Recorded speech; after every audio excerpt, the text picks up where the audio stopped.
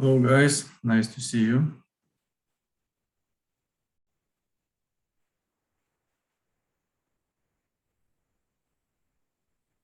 Hi.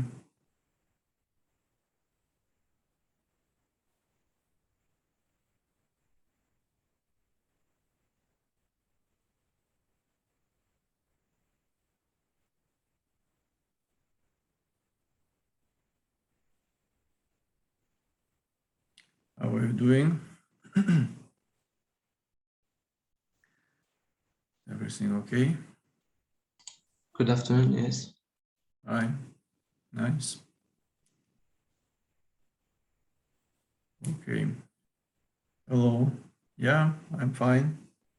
A bit busy, but that's quite normal situation. So,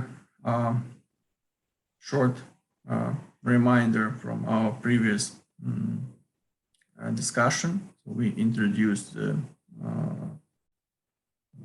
concept of simple harmonic motion, derived equation for a simple harmonic motion of some particle, so means some position as a function of time, and also by taking first and second derivatives of this function, we got velocity and acceleration as a function of time for particle which undergoes simple harmonic oscillation, and define that there are some like amplitude, like maximum values for both position. So for all of these parameters, kinematic parameters, position, which is amplitude of oscillation, velocity and acceleration, also possess some extreme values for this periodic motion. So now we continue with considering simple harmonic motion. In particular, we will consider kinetic and potential energy of this system, spring mass, and proceed further with considering mathematical and physical pendulums. Okay, so now let us change the screen to the slides. And as I mentioned earlier, we start our considering the kinetic, like energy, let's say in general, mechanical energy of simple harmonic oscillator. So frictionless isolated block spring system we deal with as in the previous discussion, and total kinetic energy of such system could be considered as is 1/2 m times v square. And we know from previous lecture, like we derived this equation for the velocity of simple harmonic oscillator, and that's why we can write 1/2 times m times omega square, it's angular frequency, times amplitude square, times sinus square omega t plus p, some phase constant. So this is about kinetic energy, but we also need to consider potential energy. And we remember that potential energy of a spring is given as spring constant K times displacement square divided by 2. So taking this into account, we need to write it specifically for simple harmonic motion. So potential energy is equal to 1/2 k times a squared. So instead of x, we substitute already this equation, which we got for position as a function of time for simple harmonic motion. That was, let's remind it, was x was equal to a amplitude times cosinus of omega t plus p. So now we just substitute instead of x this expression. So we get a squared times cosinus square omega t plus p. Okay, so now we have this, and what we can do with these two equations, like let's check first equation for kinetic energy. We remember from previous discussion that this omega, which is angular frequency, or maybe we can write omega square, that is equal to k divided by m. So maybe you remember we had this omega was equal to square root of k divided by m. And that we got way of solving our differential equation. It's one of the solutions for characteristic equation. So taking this into account, we can substitute now instead of omega square here in the expression for kinetic energy in terms of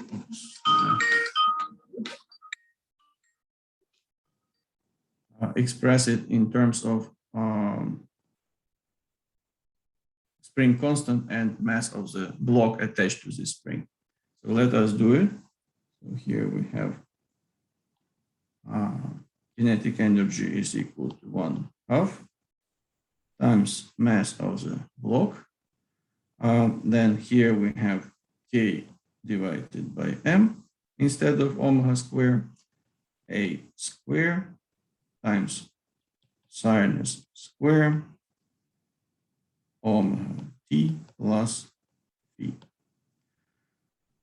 So we cancel out this mass, and we see what do we get here? We get 1/2 k times a square sinus square omega t plus p.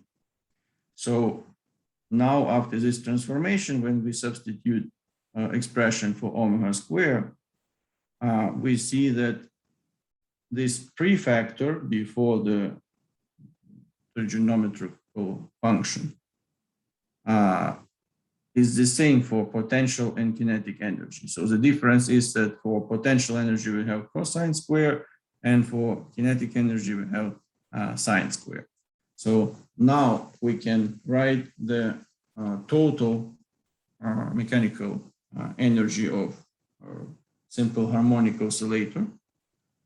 So here is E is equal to kinetic energy plus potential energy. And since we have the same this prefactor, we can take it out from parentheses.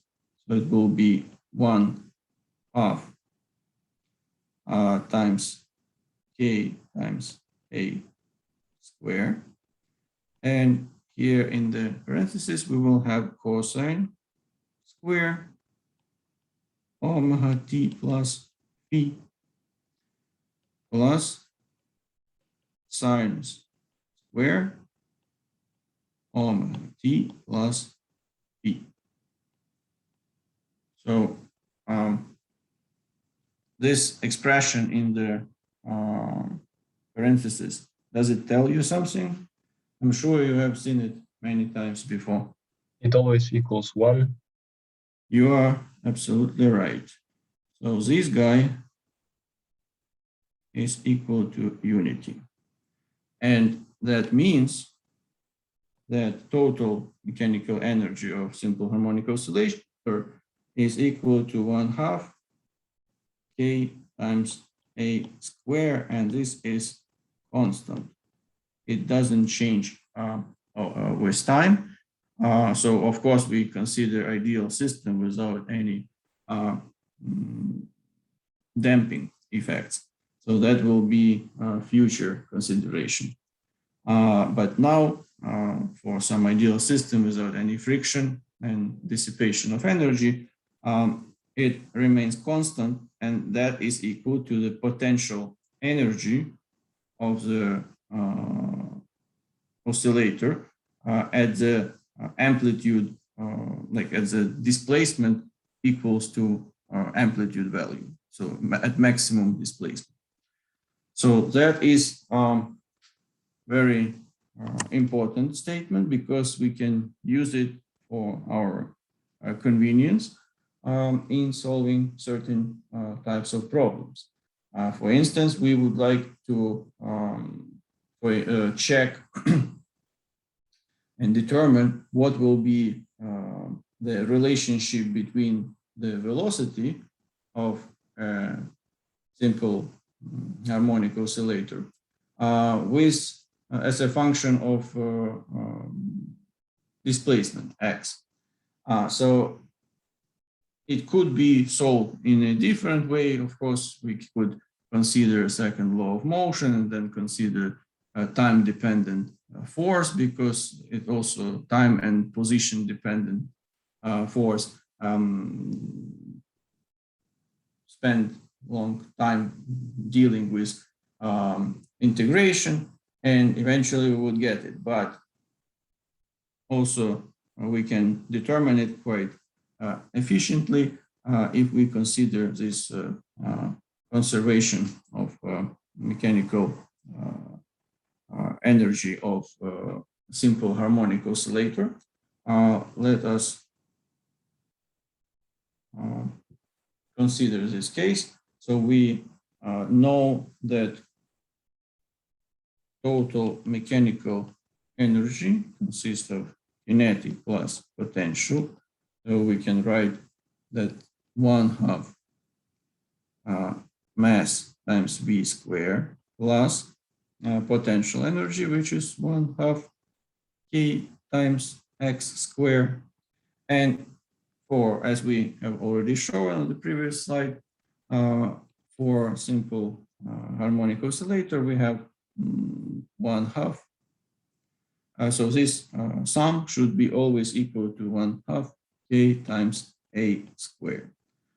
So taking this into account, we can express now kinetic energy. It will be 1/2 mv squared equal to 1/2 k a squared minus 1/2 k x squared. So that will be equal.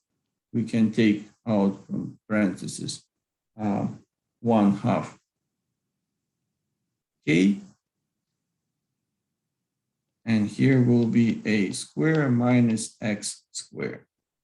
So we can cancel out this 1/2, express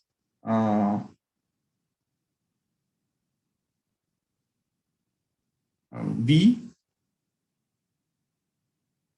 So v square, let's say it will be k divided by m, a square minus x squared. And finally, we get for velocity as a function of displacement x. We can write plus minus, since we have two solutions, depends on the displacement in left or right side, velocity will be in different direction.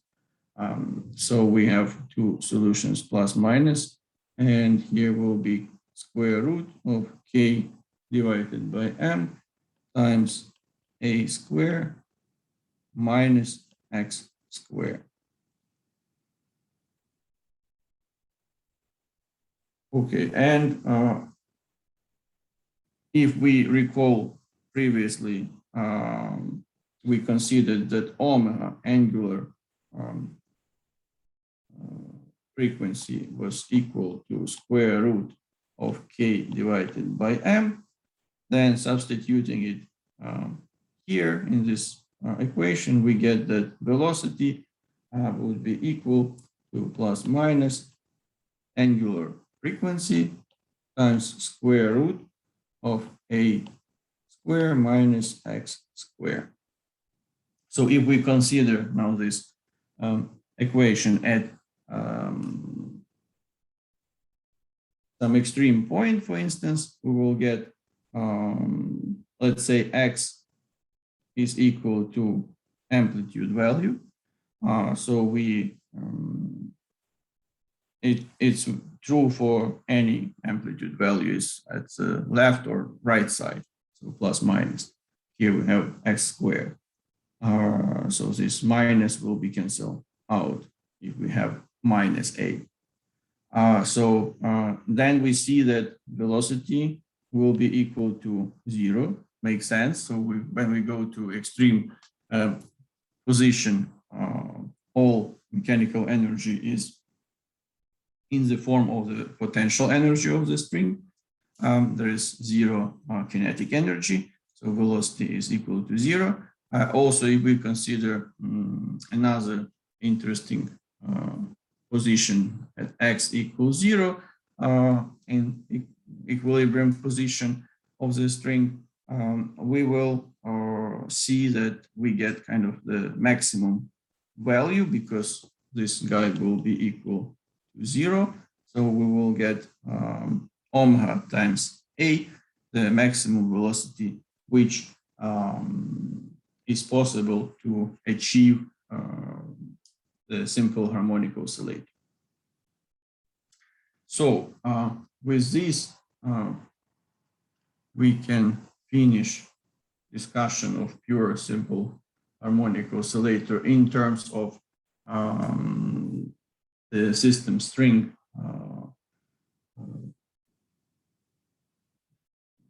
block. However, there are other models which can be also considered, and one is a simple pendulum. So we have just some rope and attached mass at the edge of this rope. So one side of the rope is fixed, and this mass can perform some periodic motion because of initial deflection from the origin, from the equilibrium condition, and then because of the gravity force, it performs this periodic motion, which also we will show it will follow this rules of simple harmonic motion. So let us consider this in more details. Let's consider some simple pendulum. So this is our rope fixed. Here we have some mass attached to the rope. This is perpendicular to the surface the rope is attached. The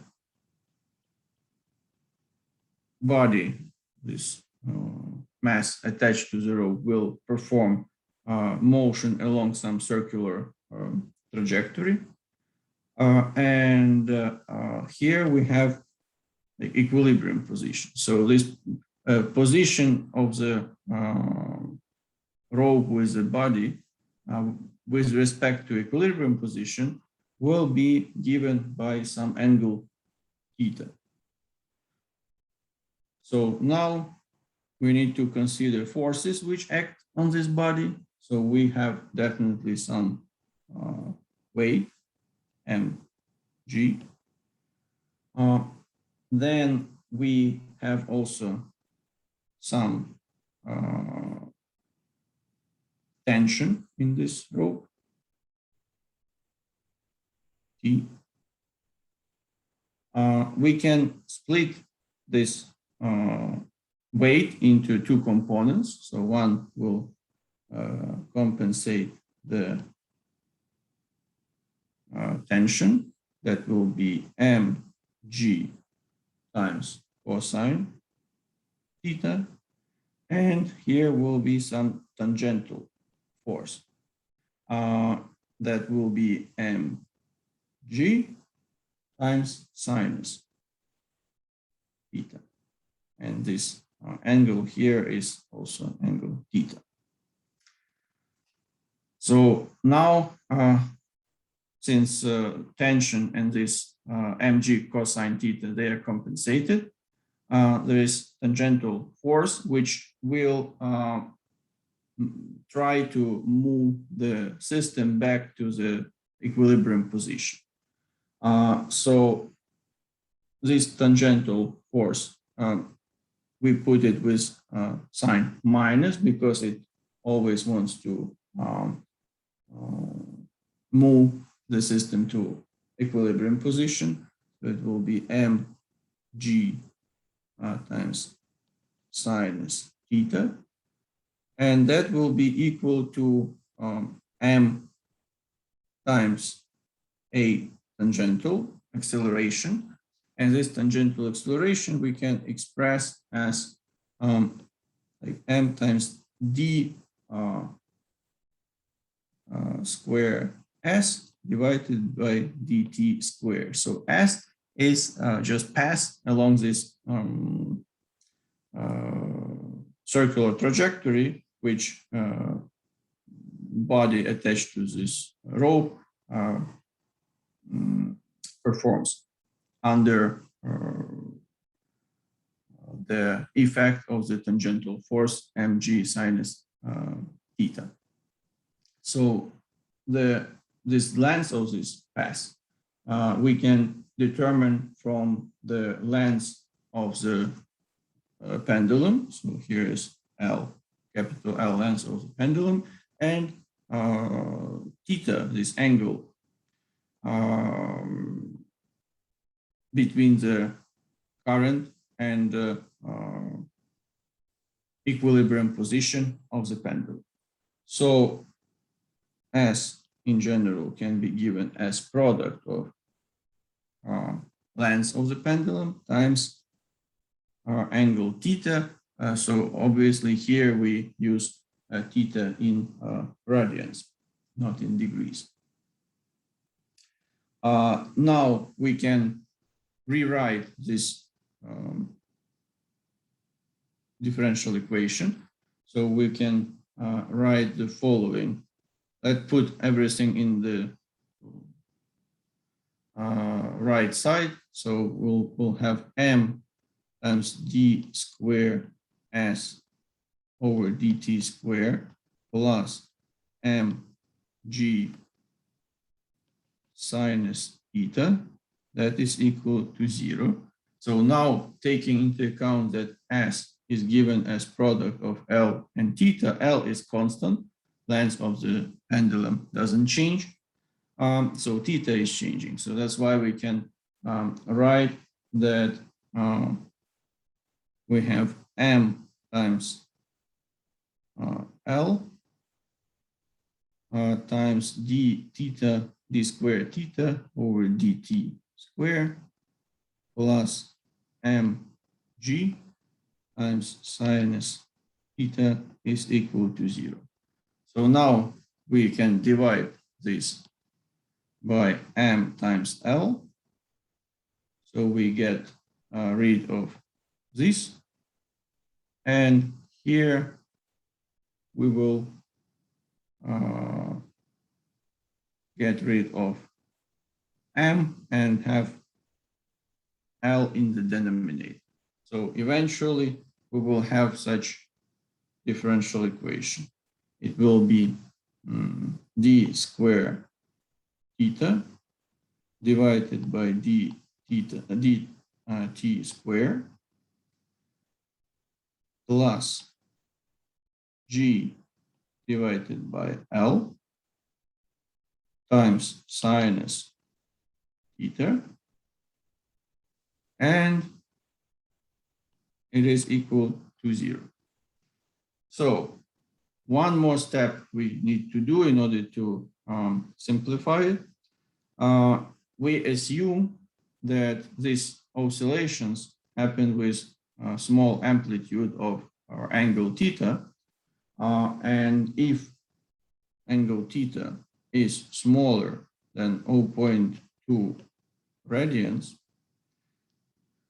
then we can, with quite high accuracy, claim that sinus theta is closely equal to just theta. So we can substitute sinus theta with theta, and that will not make a big error in our calculations, because for small theta, that is quite true. So we have this limit. We don't consider large theta, only oscillations kind of close to the equilibrium position of the pendulum. So taking into account this fact, we can now rewrite in a final form our differential equation. So we write it here. It will be d squared theta over dt squared plus g divided by L times theta. So it was sinus theta. Now we can write theta, assuming that theta is small, and that is equal to 0. Does it look like familiar to you, this equation? We considered something like that during our last lecture. So if you recall, there was dx squared over dt squared plus k divided by m times x, and that was equal to 0. So we actually have the same form of differential equation. It's a second order linear differential equation. Just previously we were solving it with respect to the displacement of the block attached to the spring. Here we solve it with respect to the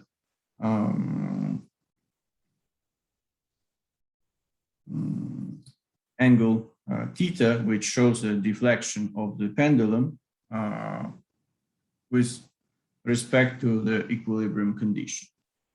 So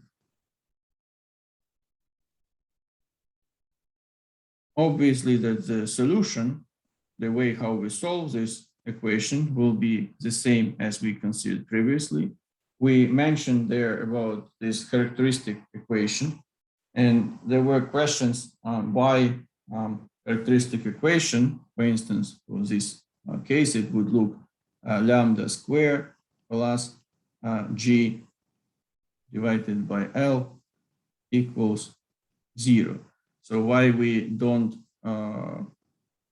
get anything with respect to the variable, so our function actually theta or x. So that could become more clear if we consider that the solution of this type of second order linear differential equations in general are given in the form of some constant times exponent lambda times t, where t is independent variable, let's say time. So if we take first derivative, dx over dt, that will be of this general solution. That will be lambda times c times e lambda t. And if we take second derivative, dx, d square x dt square, that will give us lambda square times c times exponent in the power of lambda t. So we see that next to first derivative, we have lambda. We don't have first derivative in our differential equation, but second derivative gives us lambda squared. And that's why we put, instead of, when we build this characteristic equation, instead of second derivative, we put lambda squared. And we don't have any lambda next to function itself, because as a pre-coefficient in front of exponent, because we get it only by taking derivative of this function. So derivative of exponent lambda t is exponent lambda t times derivative of the exponent itself, which is lambda, because lambda is constant.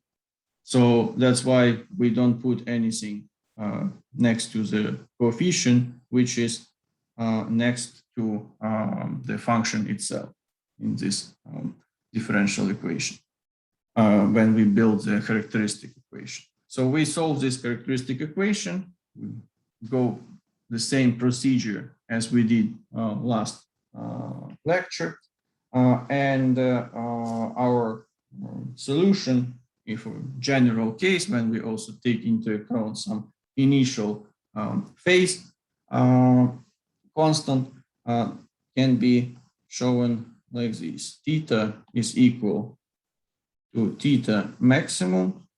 So it's some amplitude value of the angle which this pendulum is reaching, times cosinus omega t plus phi. And here in this case, angular frequency omega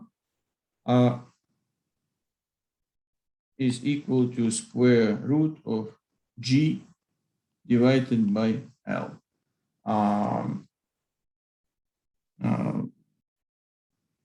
Acceleration of free fall divided by length of the pendulum. In this case, period of this oscillation of the pendulum will be equal to 2 pi divided by angular frequency omega. That is 2 pi times square root of L divided by G.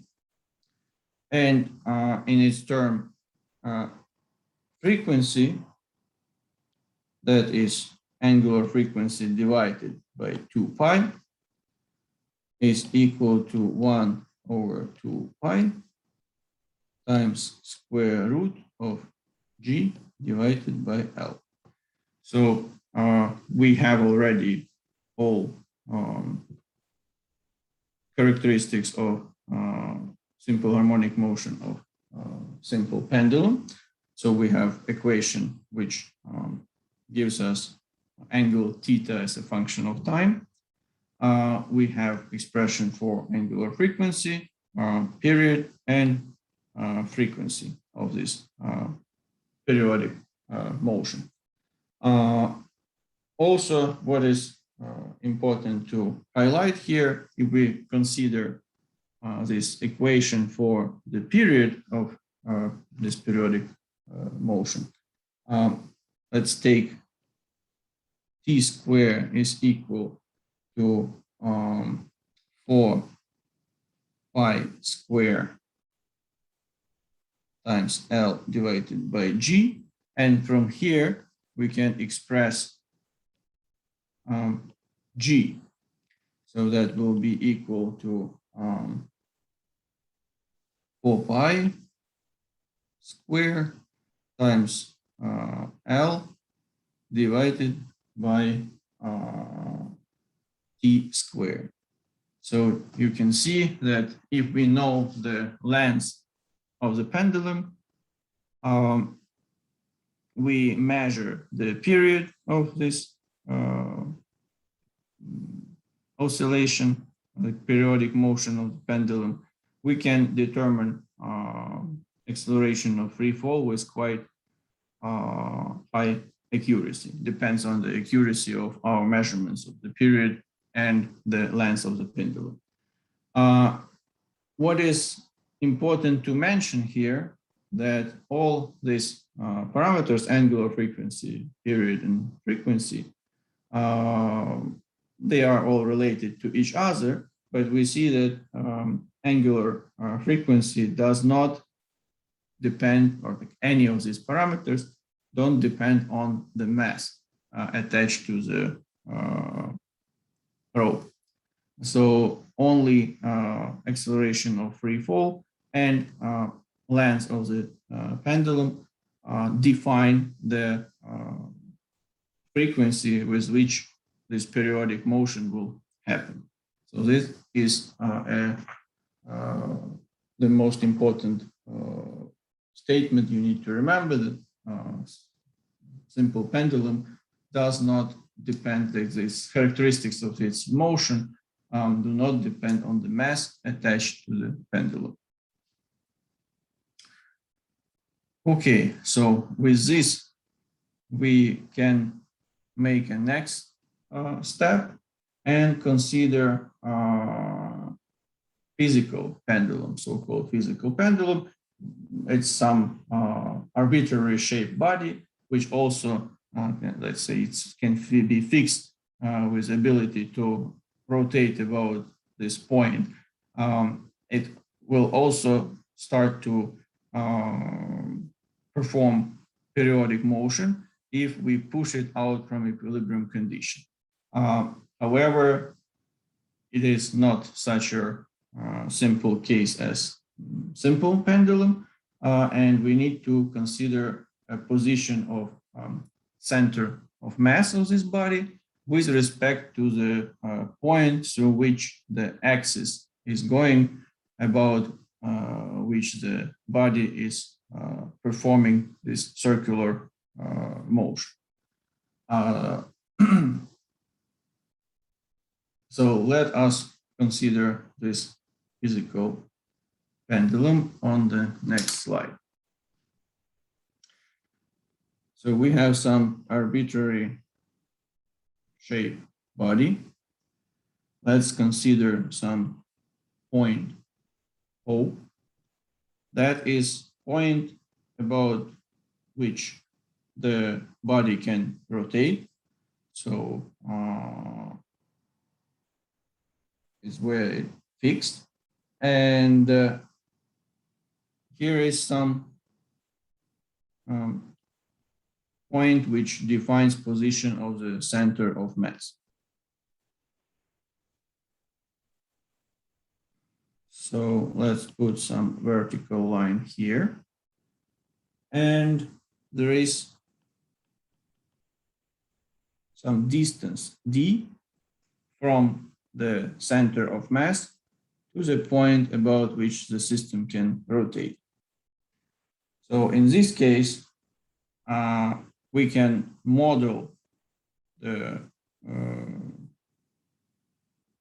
system operating with the center of mass. So we assume that the weight is exerted to the center of mass. So here is mass of whole body times acceleration of free fall. And as a result, we will get some torque with respect to this axis which goes through point O perpendicularly to the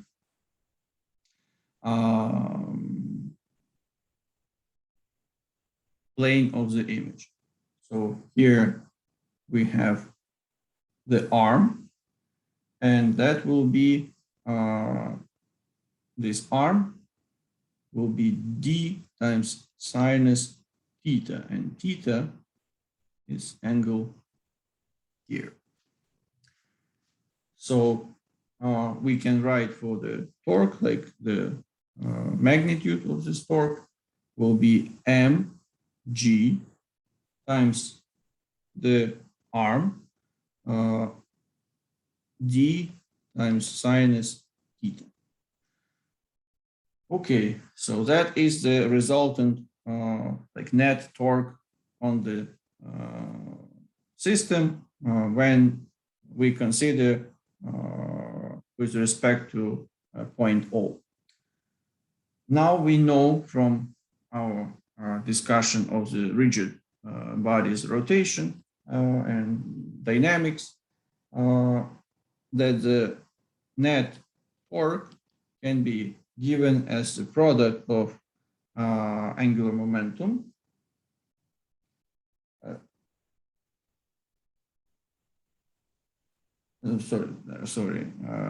of the moment of inertia of the body times alpha, which is angular acceleration. So that could be written as I times d square theta over dt square. So taking this into account and the fact that this torque exerted on the system with respect to point O always wants to move this body to the equilibrium condition, so the theta equals 0, we can put minus in front of this torque. It will be mg times d sinus theta. And that is equal to moment of inertia, I times d square theta divided by dt square. So now we can write already the differential equation which we are interested in. So it will be moment of inertia d squared theta divided by dt square plus mg times d times sinus theta, and that is equal to 0. So again, we can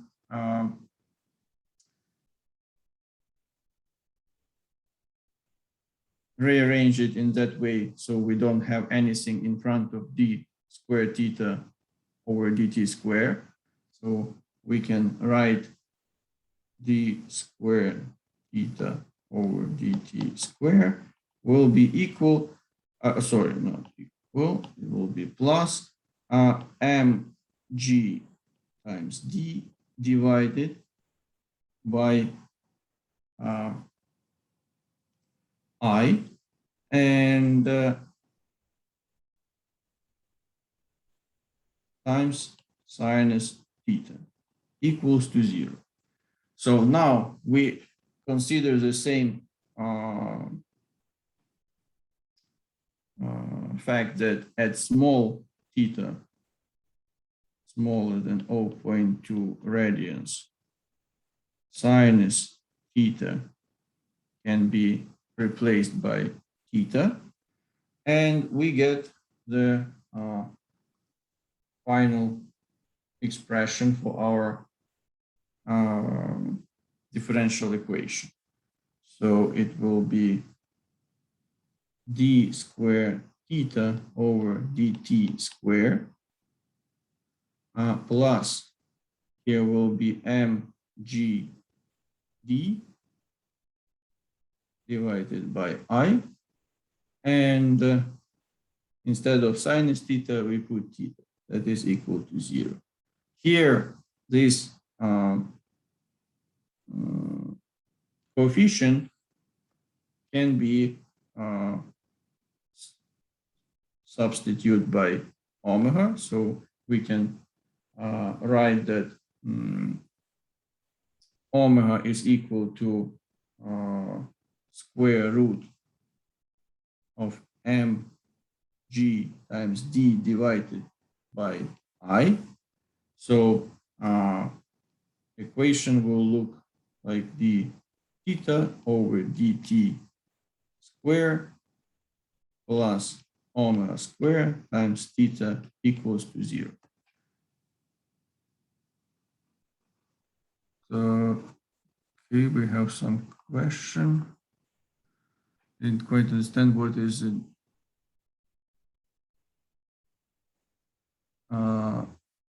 Differential. Why is t squared? So here, this is the second derivative of theta over time. So we had here, if we come back on this slide, we know that, so this is from our previous, from the previous topic which we discussed, it's rotation of rigid bodies. We know that the net torque is equal to the moment of inertia times angular acceleration. So if we have theta as a function of time, then angular velocity is given as first derivative of theta over time, and angular acceleration is given as second derivative of theta over time. And that's why we have this second derivative of theta over time, which we further put in our differential equation. So that's where it comes from. So eventually we have such differential equation, and again, this is the same format as two previous equations. We have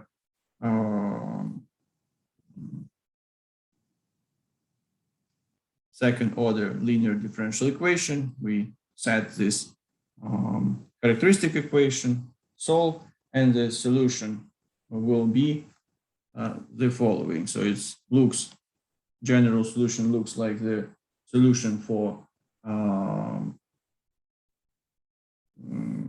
simple pendulum. It's Q maximum times cosine omega t plus p. However, the difference here is that this omega is square root of mgd divided by I. So previously we had just, as you may recall, omega for simple pendulum was square root of g divided by L. So way more simple case. Here we need to know moment of inertia of this physical pendulum with respect to the point about which it can rotate, and the distance from the center of mass to this point. What is important, if we know this, so if let's say we know position of the center of mass of the body, so it could be some body with known position of center of mass, kind of symmetric body, then we can measure this distance from the center of mass to the point about which this rotation is happening. We can measure angular frequency or period of this physical pendulum oscillation, which will be 2 pi divided by omega, that is equal to 2 pi square root I divided by mgd. And then we can determine unknown moment of inertia with respect to this point about which the rotation is happening. So that's another way how we can use physical pendulum to determine experimentally moment of inertia with respect to any point on this body, if we know the position, or already know the position of the center of mass of this body. So that could be quite convenient approach, and it will not require us to do the calculations for the moment of inertia. We can directly measure it. Okay, so this is everything what I wanted to tell you for today. We considered during today's discussion kinetic energy of the simple harmonic oscillator, and discussed two additional systems which follow this simple harmonic motion is simple and physical pendulum. They have a bit different initial, so the systems are different, so they are described with different terms. However, eventually, I mean different from the string block system. However, eventually we get to the same form of differential equation and obviously get the solution in the same form, which is the equation for a simple harmonic motion. It's just the fact that we have in the spring block system, we have displacement. In the pendulum system, we have angle. But the concept of this position, like displacement or angle dependence on time, they are described with the same equations, and that is the case of simple harmonic motion without any damping, so without any friction. So next lecture, we will consider the simple harmonic motion with damping. So that will be a bit more complicated because we will need to take into account additional like drag force, which will slow down this simple harmonic oscillator. We should have this lecture on Friday. However, I have to go for a business trip to visit Institute of Physics of Institute of Nuclear Physics in Almaty, and that institute is a main partner in the scope of our collaborative project. So I have to go there, and that meeting will be on Friday. So I will send you an email with a link to Zoom meeting. We will postpone our lecture on Sunday, I believe at 3 p.m. There is some option when you guys don't have lectures, and I will come back from this business trip.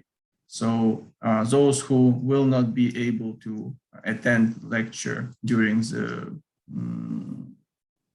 this new time on Sunday, that's not a problem because all lectures are recorded and available online for you, for your convenience. Okay, thank you very much for attention, and see you then next time on Sunday. Thank you. Goodbye. Okay, bye-bye. Goodbye.